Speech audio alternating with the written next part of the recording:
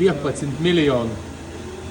Skatīsimies, vai XTL degviela palīdzēs Fordam samazināt cietās daļiņas vai ne.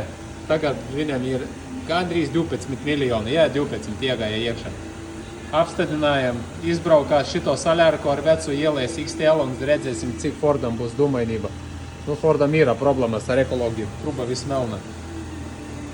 Tā, par to pašo Fordinu bija 13 miljoni, tagad redzat tas pats Fordins, ielīta iekšā XTL degviela un nokrita līdz 9,5, 10.